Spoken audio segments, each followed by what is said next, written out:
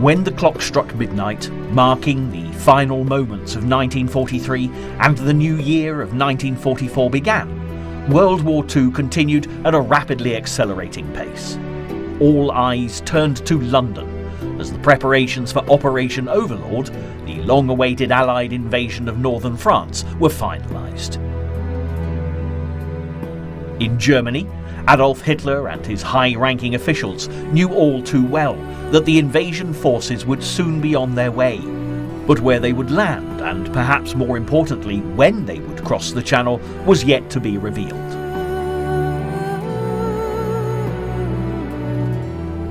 Hitler's public appearances were now very rare, and the Führer struggled to come to terms with the reality of the German situation. On all sides, his position was becoming daily more untenable, with the Allies making good progress in both the European and Pacific theatres of war. With his henchmen all around him, Joseph Goebbels, Heinrich Himmler and Hermann Göring, to name but a few, Hitler grew increasingly withdrawn and was often irrational in his decision-making. Even those closest to him finally began to realise that their leader was no longer the great saviour of Germany that they'd once believed him to be.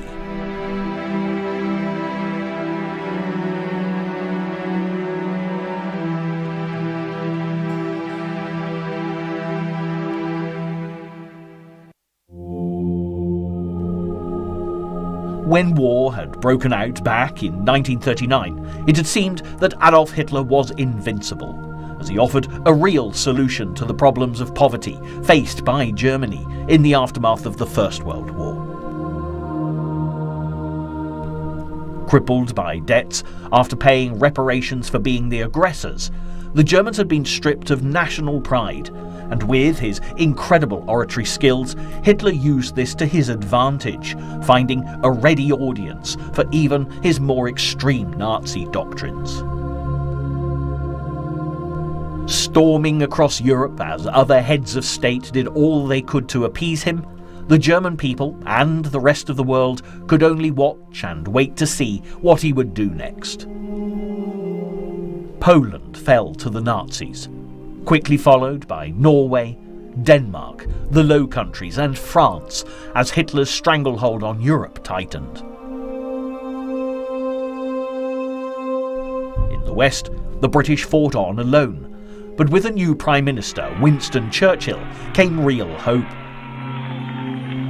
Within weeks of him taking office, Churchill courageously dispatched a massive flotilla of small boats to France to rescue more than 300,000 Allied servicemen stranded on the beaches of Dunkirk.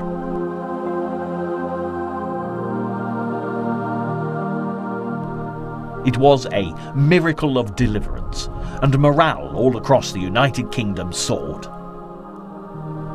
This was a vital boost to those on the home front, especially as Hitler was about to launch the Battle of Britain as he prepared to invade the island nation. The one thing that Hitler hadn't accounted for, though, was the spirit of the British people now they had an inspirational leader in Winston Churchill. When the Luftwaffe failed to crush the RAF in the air, and Hitler changed tactics, targeting London in the Blitz, as well as other towns and cities, the British remained united in their determination to stand firm against the enemy. It should have been a stark warning to Hitler that the world was not going to simply fall at his feet, but unheeding, he turned to the east and attacked the mighty Russians, his former ally, in what he decreed would be a quick and decisive victory.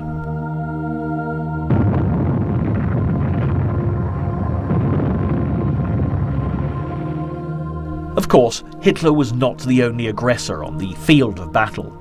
His tripartite pact with the Japanese and the Italians meant that the Axis powers reached far and wide across the globe.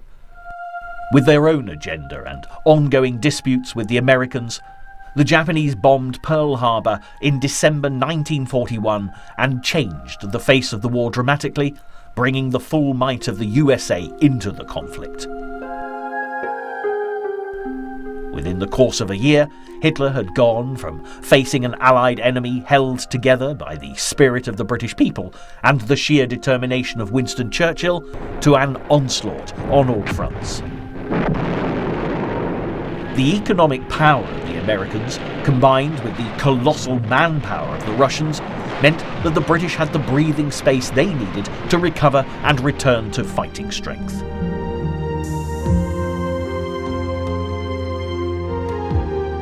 It was nonetheless never going to be a heartfelt and comfortable alliance between the British, the Americans and the Russians, not least due to the fact that Hitler had made a non-aggression pact with the Soviets at the beginning of the war.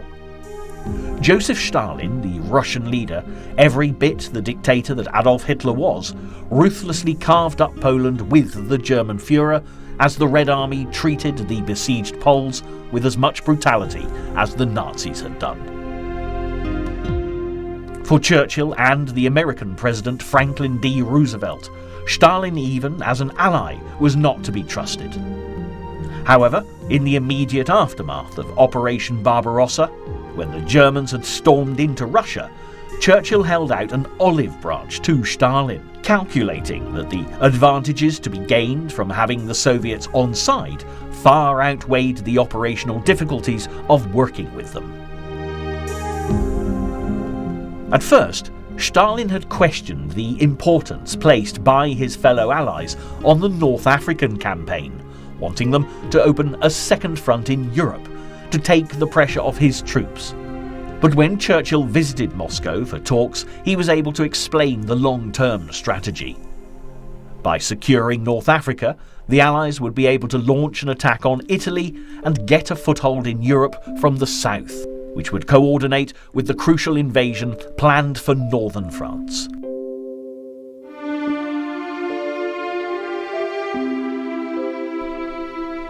It's quite often overlooked, but as we progress to consider the blueprint for victory and the build-up to Operation Overlord, there was actually a much smaller scale Allied invasion of France back in 1942.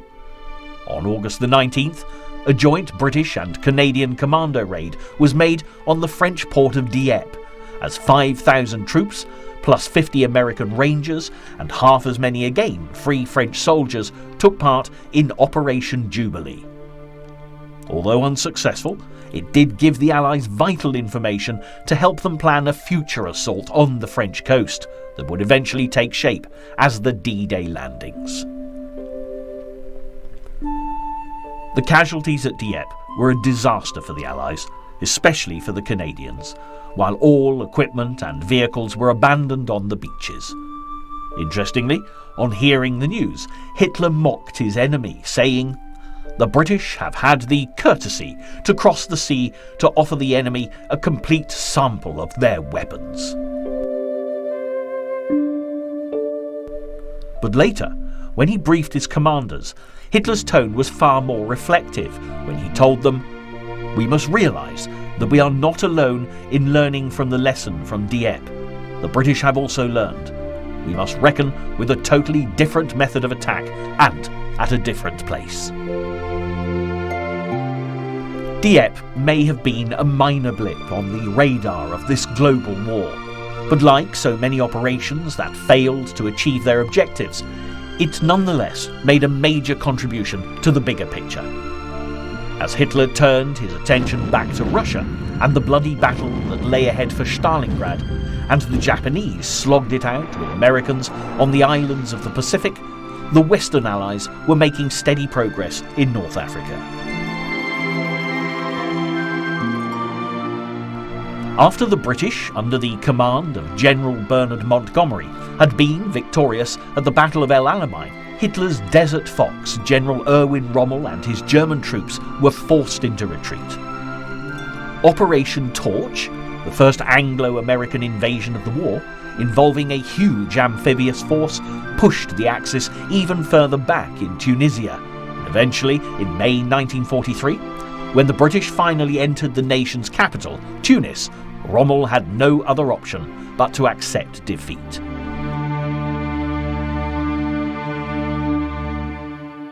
The fight for North Africa was over, and the Allies quickly made the most of their advantage, putting plans to take the attack to southern Europe via Italy into action.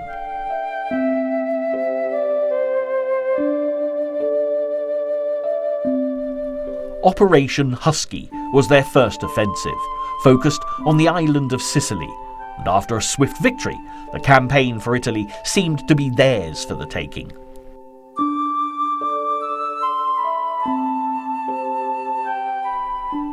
Yet in war, the tide can turn in the blink of an eye, and the fight for Italy was anything but a foregone conclusion. Hitler was unable to prevent the Italians from surrendering, and therefore ordered a German invasion of his former comrade in arms, Benito Mussolini's nation.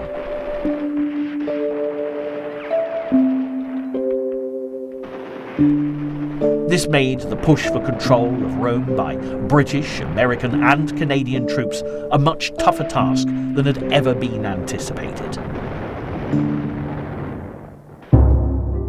Despite the difficulties faced by the Allies in Italy as 1943 came to a close, plans for the liberation of France in the spring or summer of '44 were now unstoppable. As the Russians continued to attack the Germans from the east, and the Americans battled for supremacy in the Pacific, Great Britain prepared to play host to the mightiest invasion force the world had ever seen.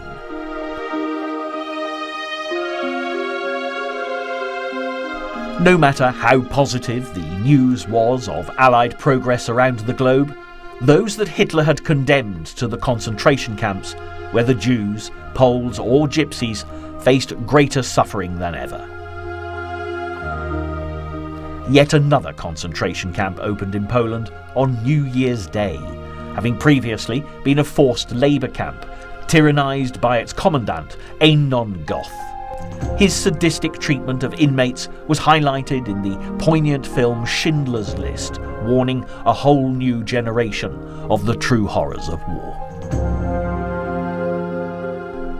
Even so, there was a growing resistance to Axis oppression, with brave individuals often making a personal stand against those who preyed on innocent civilians simply caught up in the conflict.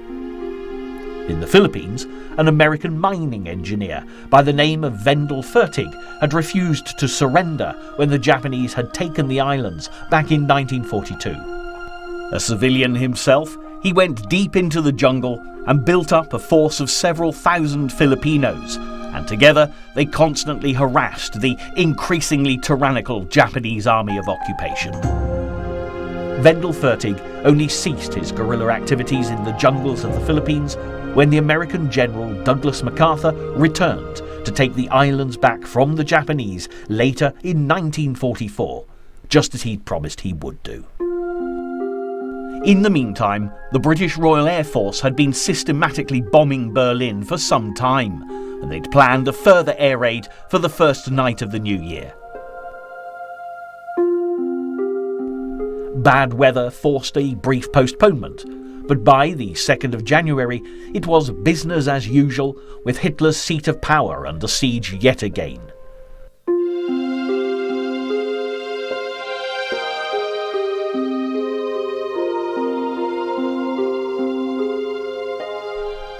Just as it was business as usual for the British pilots, the Americans continued to advance their campaign for New Guinea and New Britain out in the Pacific.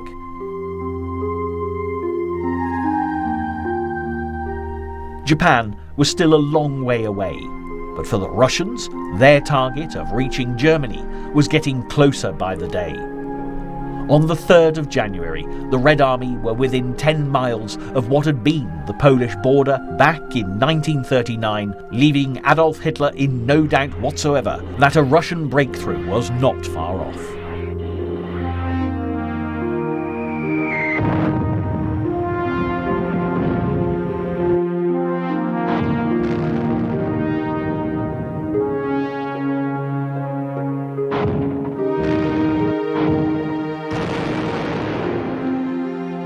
More pressing on Hitler's mind, however, was the Allies' cross-channel invasion.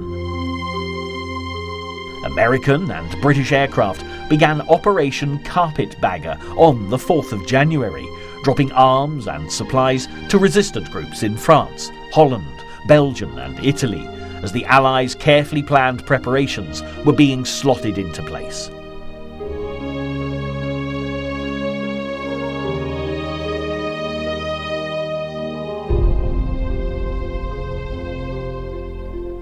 It was also time for the Allies to start calling the main protagonists entrusted with leading Operation Overlord to London.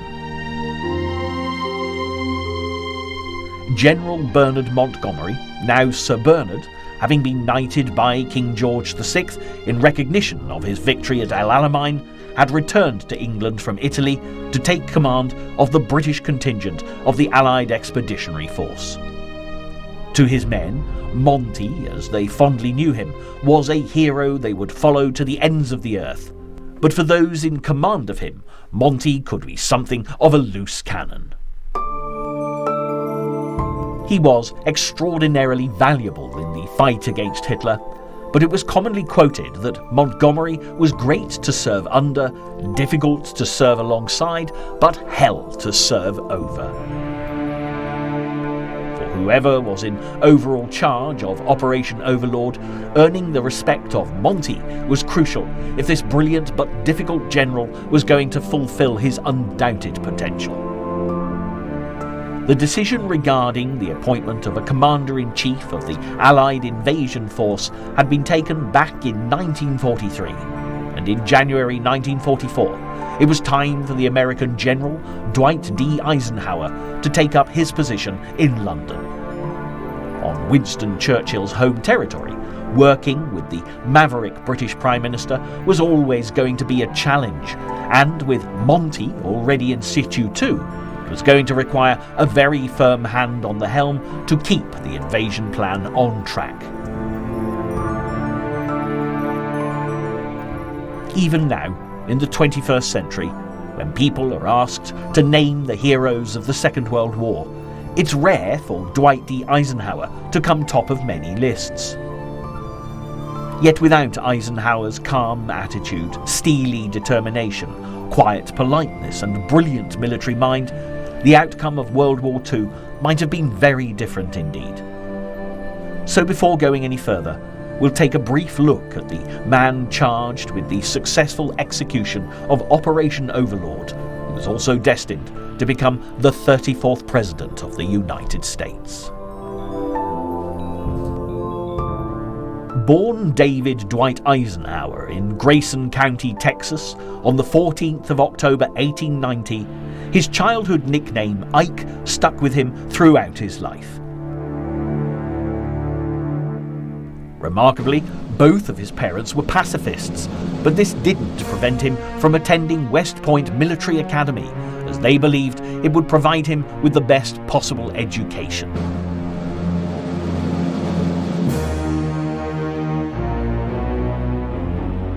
With the outbreak of the First World War, while Eisenhower was at West Point, he inevitably took up a military career.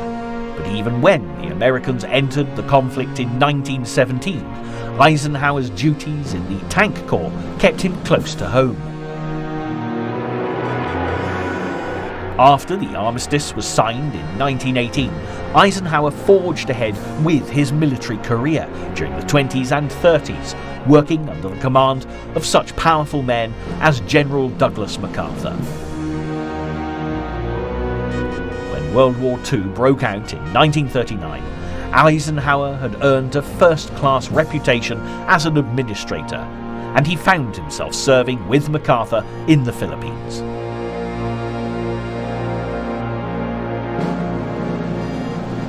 Promotions came quickly, and when Eisenhower returned to America to take up posts in Washington, California and Texas, he rose from Lieutenant Colonel to Brigadier General, attached to the General Staff in Washington by the close of 1941. Before long, Eisenhower became Assistant Chief of Staff in the Operations Division, and his obvious administrative abilities led to his appointment as Commanding General, European Theatre of Operations in London. It was after this that he became Supreme Commander of the Allied forces in North Africa, and as the battle moved to Italy after Rommel had been driven out of Tunis, Eisenhower went with the action.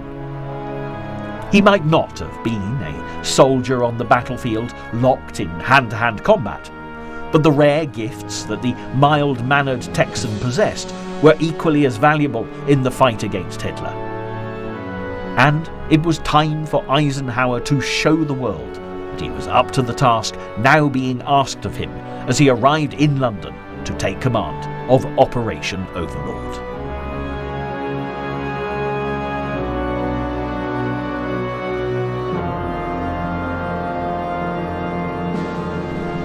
It was of vital importance as Eisenhower and the top brass of military commanders settled down to refine the plans for the D-Day landings that the people of Britain did all that they could to help the war effort.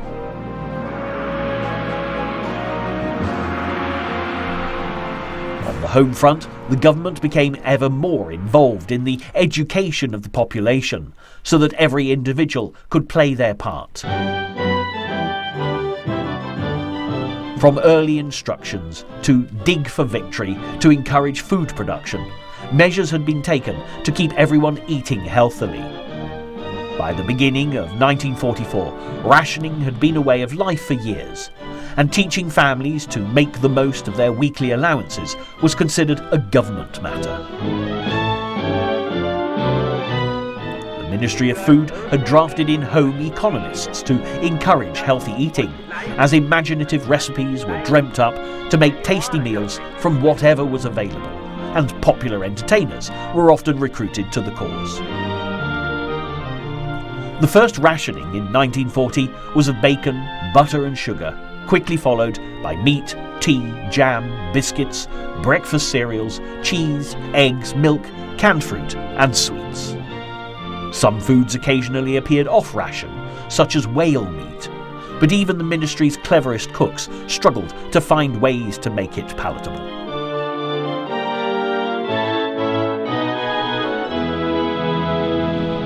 The whole idea of rationing was to ensure that whether to the rich or the poor, food and essential items were distributed fairly. It would be unrealistic to think that there wasn't a thriving black market, however, because although the vast majority of the people of Britain were both law-abiding and public-spirited, there were still some for whom money talked, despite the government's best efforts. Interestingly, despite food in the shops being rationed, meals served in restaurants were not. By the end of 1944, it was estimated that 9% of all food was eaten outside the home, with establishments known as British restaurants opened up all over the country. Typically charging less than a shilling for a 3-course meal, they provided plain wholesome food wherever a suitable building could be found. Laws were brought in so that even the most exclusive London restaurants were not permitted to charge more than 5 shillings, and 3 courses were the maximum allowed. It was also compulsory for factories, so vital to the war effort, to provide canteens, as the government made sure that the population was as well fed and healthy as possible in order to work at full capacity.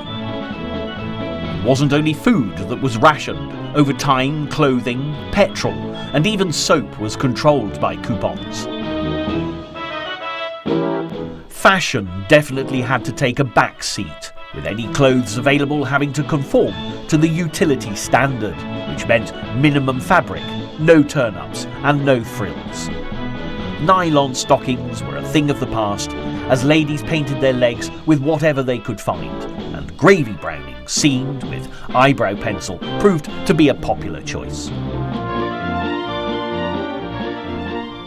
But when the GIs started to arrive in Britain in 1942, they actually brought with them such luxuries as nylon stockings, along with chocolate, chewing gum and cigarettes, which did make the American servicemen very popular indeed. The term GI actually came about because all of the US soldiers' equipment was stamped with the words government issue, which was quickly abbreviated to GI.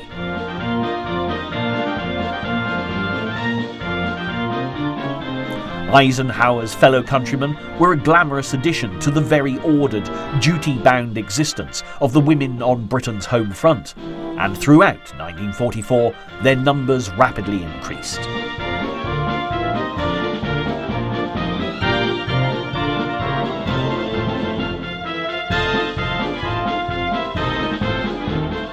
This didn't always bode well for Anglo-American relations though, not least because the men left on the home front tended to be viewed as second-rate for not being in uniform. The expression overpaid, oversexed and over here was often used by the British men to describe the GIs, but from the ladies they danced and romanced, there were noticeably fewer complaints. Nevertheless, there were broken hearts aplenty, especially with an estimated 1.5 million GIs stationed in Britain in the run-up to D-Day. In excess of 15,000 of them married girls from the UK in 1944 alone, with the GI bride phenomenon meaning that many of these young women moved to America either during or after the war. But it was rarely a case of happy ever after. They often married after a whirlwind romance of no more than days, and the stark reality of life in a different country, thousands of miles from their families, meant that quite a number of these marriages ended in divorce.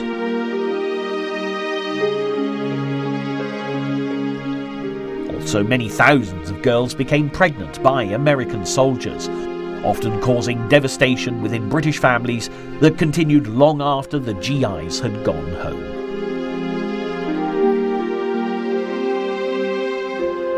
It's therefore not surprising that the British men left on the home front were unhappy about the conduct of their allies with whom they simply couldn't compete, especially as they were generally overlooked by the female population, being mostly elderly, in poor health, in less glamorous occupations that were exempt from the call-up, or worst of all, draft dodgers.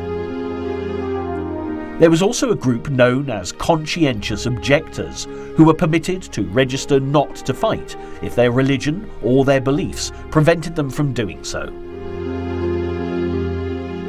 A number of them were sent to work in Britain's coal mines, but this didn't stop them from being branded as cowards for not being in uniform. Late in 1943 and moving into 44, this had a surprisingly adverse effect on another group of miners who found themselves digging for coal for a very different reason. Known as the Bevin Boys, they were often mistaken by the community at large for conscientious objectors and shunned for cowardice.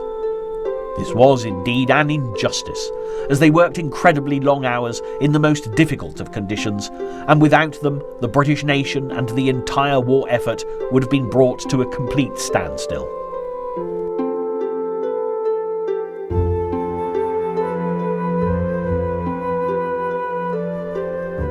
In Britain's wartime coalition under Churchill's leadership, there were a number of specially designated ministries, and alongside the Ministry of Food, there was also a Ministry of Labour and National Service, overseen by Ernest Bevin.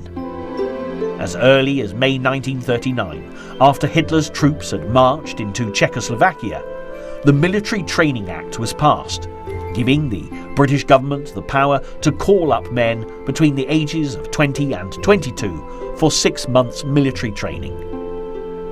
After war was declared, the National Service Armed Forces Act became law, and men aged between 18 and 40 were called up, although this was extended in 1941 to include men up to the age of 51.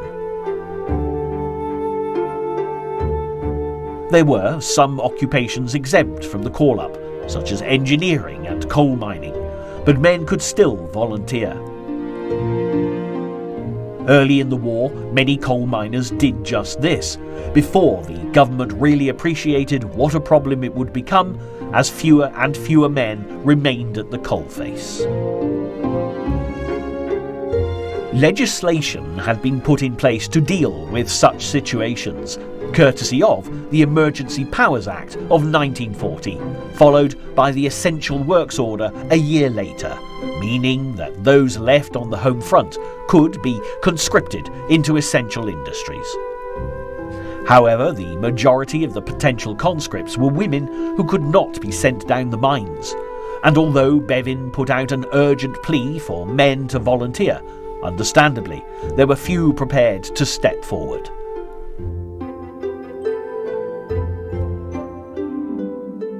With a real threat of the coal miners who did remain taking industrial action, Bevin needed to act fast. The minister devised a system whereby a percentage of those conscripted for national service would be allocated to the mines. Each week, some say from his own hat, Bevin would draw a number between 0 and 9. Any of the men called up that week with a national service number ending with that digit would be ordered to the mines rather than into the armed forces. It was not a popular course of action, and it blighted Bevin's political career, but it was effective, and these hard-working miners got their name after a speech Bevin gave in an effort to inspire them. He said, "We need 720,000 men continuously employed in this industry. This is where you boys come in. Our fighting men will not be able to achieve their purpose unless we get an adequate supply of coal." Bevin's boys certainly played their part, but their service to king and country has only been properly recognised in more recent times, which is ironic, as unlike those conscripted into the armed forces, they were not released from duty until many years after the war had ended. While Britain faced the challenges of food and fuel shortages with resilience, the cross-channel invasion was transformed from a distant dream into an actual reality. The propaganda machine in Germany went into overdrive to persuade civilians that the war was still going their way, and it wasn't only their own people that they tried to influence. German propaganda radio broadcasts were made in English to undermine the Allied position, directly targeting civilians throughout the English-speaking nations. In a programme called Germany Calling, a fictitious character called Lord Haw Haw warned of treachery on the part of the Allied leaders. In January 1944, he suggested they were all about to be handed over to the Russians, playing on the British and American fear of communism. It was hoped that the British public in particular would pressurise Churchill into agreeing a peaceful settlement with Hitler. But such a broadcast only served to convince Allied intelligence that the Nazis were now clutching at straws. The most famous voice to play Lord Haw Haw was the American-born but Irish-raised William Joyce, who left England for Germany at the beginning of the war. As a senior member of the British Union of Fascists, he would have been interned, but instead he became a naturalised German citizen. Joyce was captured in Germany by the British shortly before the end of the war and hanged for treason. Although not a British subject, it was argued that as Joyce had once lied to obtain a British passport, it was therefore his nation of choice, making him guilty of treason, a capital offence. Hitler too was now getting to a stage where he was clutching at straws almost on a daily basis. The Führer was convinced in the early weeks of 1944 that all he needed to do was develop the jet aircraft to fight back against the anticipated Allied landings.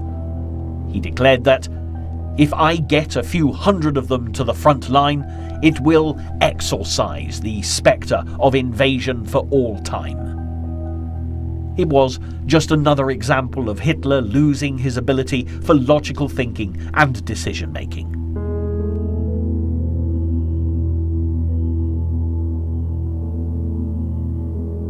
Another problem faced by Berlin was how to explain the defeat of the Germans, and more particularly Erwin Rommel in North Africa. They'd boasted that Rommel was an unbeatable military genius, so what to do with him next was something of a problem.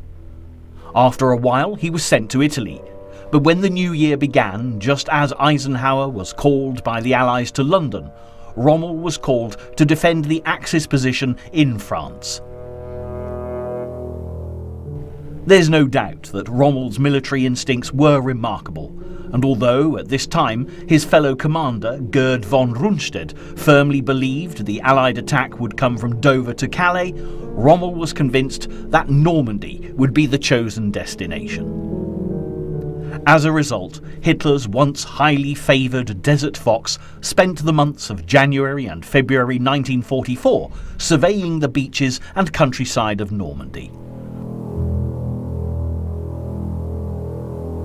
Mines and traps were laid along the shoreline, and any field that would have been a secure landing site for aircraft or paratroopers was either flooded or spiked with what became famous as Rommel's asparagus. These were long poles driven into the ground that made it impossible for planes or military personnel to land. Even though it would be months before he was destined to be proved correct, for the time being at least, all Rommel could do was back his hunch.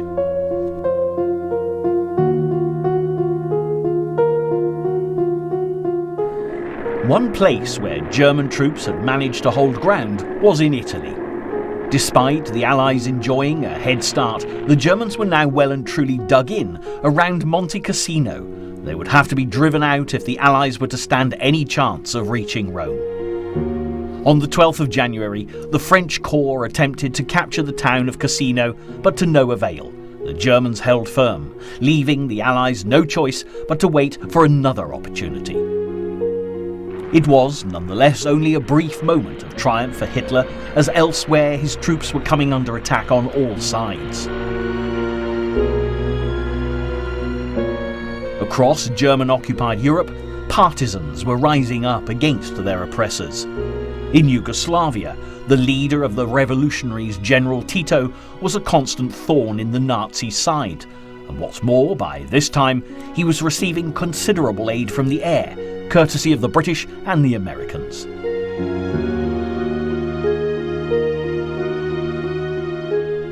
And of course, Russia continued to be a dangerous drain on Hitler's resources.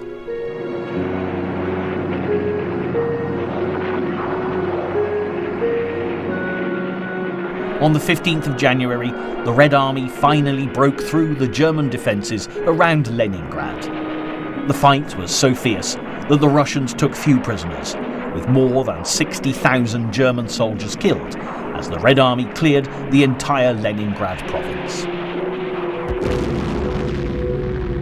Back in Italy, the British had now joined the French in the battle for Cassino, but once again the Germans repelled their advances. North of Cassino, as the Americans advanced towards Italy's Rapido River, they were also planning a daring landing from the sea at Anzio, just to the south of Rome. While Eisenhower met with his commanders in London to discuss Operation Overlord on the 21st of January, British and American troops, escorted by 28 warships, sailed from Naples in Operation Shingle, the code name for the landings at Anzio.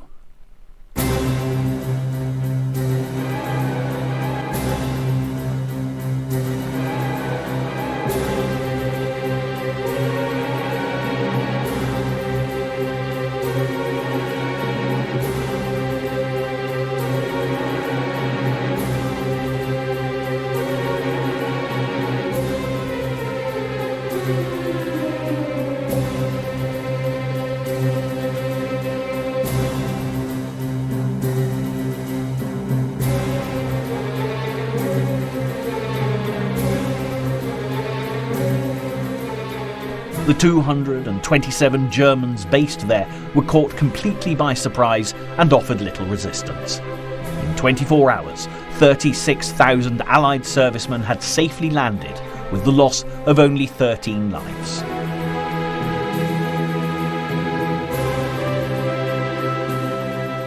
Hitler had instructed his men to hold Italy at all costs, and within days the Allies realised that despite their early success, Anzio was far from being secure. German aircraft struck on the 23rd of January, sinking British support ships, preventing tanks and heavy artillery being brought ashore.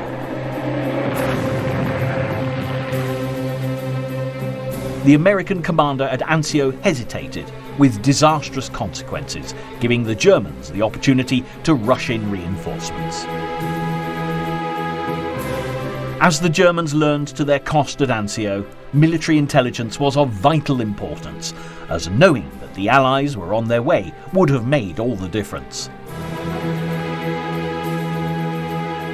At Bletchley Park, an elegant mansion at the heart of the British countryside, coded Axis messages were intercepted and deciphered. Not only were the Allies able to track what the Germans were planning, they were also able to ensure that the false intelligence they were feeding the enemy was getting through. With Operation Overlord imminent, this was crucial, as every effort was made to take all German attention away from Normandy. As part of Operation Fortitude, a sophisticated and elaborate campaign to deceive the Germans over the proposed landing beaches of Operation Overlord was put in place. For every reconnaissance flight over Normandy, 2 were dispatched over the Pas de Calais. The 1st United States Army Group, commanded by the notorious Admiral General Blood and Guts Patton, was in fact a total fabrication. But the decoded messages from the Germans told the Allies that Hitler was moving troops from Russia in preparation to counter Patton and his imaginary men at Calais.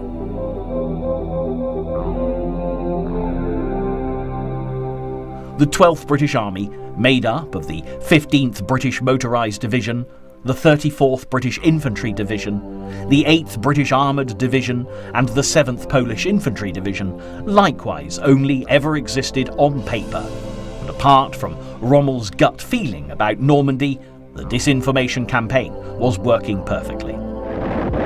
However, for those fighting in Italy, Russia and out in the Pacific, the battles were anything but imaginary.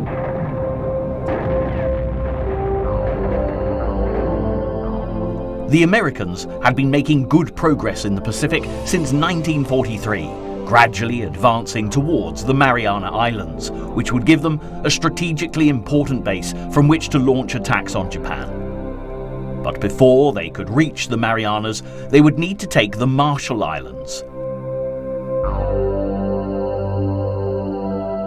On the 1st of February, a huge American landing operation overwhelmed the Japanese armies of occupation. But despite this, the defenders of the 3 islands under attack chose to fight to the death rather than surrender. For Japan, the casualties were high. Out of 8,000 of them on one island, 7,870 were killed, with the Americans losing less than 400 men.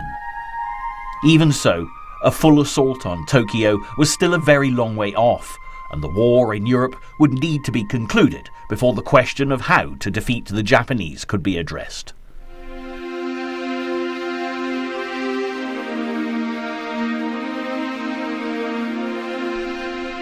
In London, Eisenhower was totally absorbed with plans for Operation Overlord, as he and his senior commanders realised just what a huge planning commitment they'd taken on. Scientists, technical experts, and a formidable intelligence operation would be crucial, and for the few people with the security clearance to be aware of the details, it seemed an impossible task. At Buckingham Palace, George VI was kept informed of Overlord's progress, and noting his thoughts in his diary for February 1944, he gives us a rare insight into the apprehension felt by those responsible for leading the daring operation. The king wrote, "The more one goes into it, the more alarming it becomes."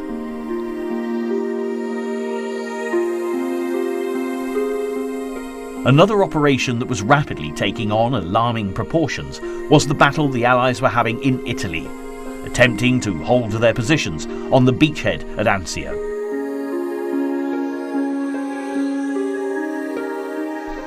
The landing that had started with such promise for the Allies was being held off by the determined attacks of the Germans, and just a short distance away at Cassino, Hitler's troops were doing an equally good job of keeping the Allies at bay.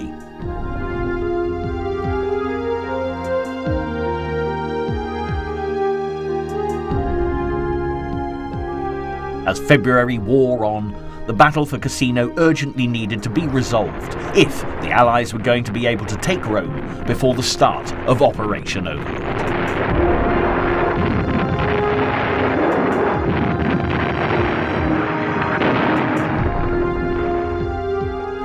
Leaflets were dropped addressed to Italian friends, telling them to leave the ancient monastery of Monte Cassino as an Allied attack was imminent. It was a timely warning, just prior to 400 tons of bombs being dropped on the magnificent early medieval shrine, killing the bishop and 250 civilian refugees sheltering there. Alongside the Americans, Canadians and the British, Maori, Indian and Gurkha troops fought hand to hand against the German defenders amongst the ruins, and still the Allies failed to dislodge them from their vantage point. In the skies over Europe, the Allies continued to bomb Berlin, while the Germans in retaliation bombed London. With alarming accuracy, 4 people were killed in an air raid virtually on the doorstep of the Prime Minister's home at number 10 Downing Street. But fortunately for Churchill, he was away from home at the time. For the RAF, the bombing raids on Germany were very costly in terms of planes lost and men killed. But Churchill, as ever, was quick to defend his actions. With all thoughts focused on the liberation of France, he said, "The air offensive constitutes the foundation upon which our plans for overseas invasion stand."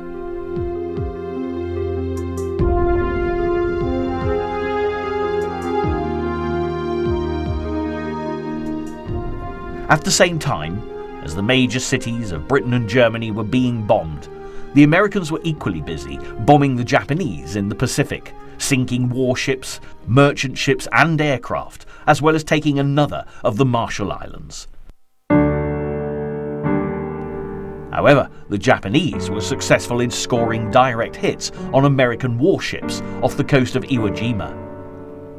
As was now expected, any survivors were slaughtered by the Japanese, and there were British warships that suffered a similar fate in the Indian Ocean. A new tactic emerged, because as soon as Japan's submarines had sunk the enemy ships, they surfaced in order to machine gun the survivors clinging to the life rafts.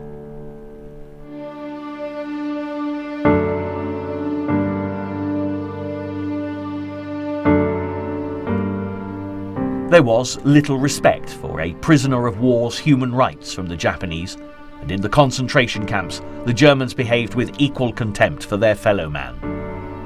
In Dachau, though, where so many atrocities had been committed, it's interesting to note that a clerk at the camp took a brave step.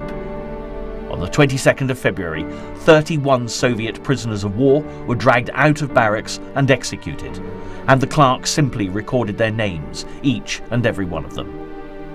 Of the millions killed in concentration camps, the majority were nameless victims of the Holocaust. But this particular clerk gave the dead men their dignity, creating a list that would one day provide evidence against those responsible for committing such barbaric crimes. Spring was now upon the Allies, as February gave way to March, and with the time for the invasion drawing ever closer, Allied military intelligence worked tirelessly to pull all elements of the deception plans for Operation Overlord into place. In Moscow, the Soviets gave their blessing to the Anglo-American disinformation campaigns and added an interesting one of their own, creating a spurious landing off the coast of Norway.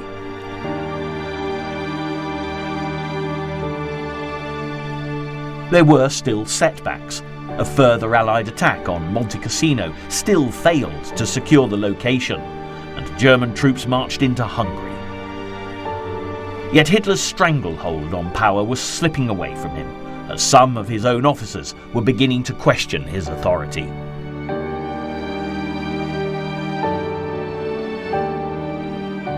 From his early days as Germany's Chancellor, Hitler had always feared the possibility of assassination. He had after all made many enemies along the way. But the fact that plots were now being discussed amongst his own men made everyone around him a danger. Without a doubt, the Führer's days were numbered, but the damage he was still capable of inflicting upon the Allies was a very real danger to the success of Operation Overlord, which was gathering momentum by the hour. In London, there were endless rounds of top-secret briefings, as those Eisenhower had charged with making sure that everything was ready for the invasion were working around the clock.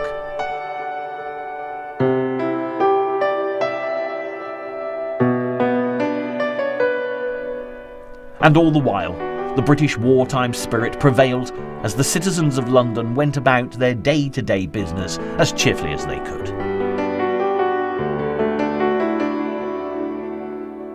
Whether working in shops, offices or factories, everyone was doing their bit for the war effort. And in the evenings they would volunteer as air raid wardens and fire watchers to keep the city as safe as possible, whatever Hitler threw their way.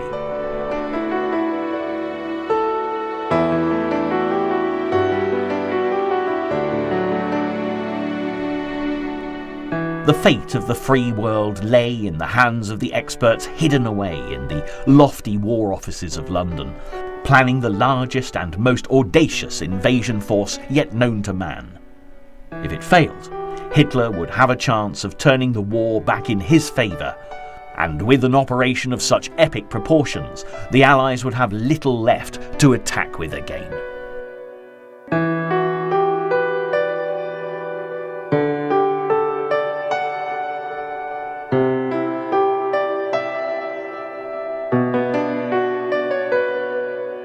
The air raid warnings continued to scream out, and the bombs still fell on the streets of London. But as Hitler had learnt to his cost, here was a people that refused to be crushed. Life went on, and people made the best of whatever pleasures they could find. The West End theatres might struggle to put on a show in the evenings, but the lunchtime concert became a popular wartime phenomenon. Venues were unusual. The National Gallery was a great favourite, popularised by the classical pianist Dame Myra Hess, and Londoners from all walks of life took time out from their busy schedules to be soothed by the lyrical melodies of Beethoven, Brahms and Mozart.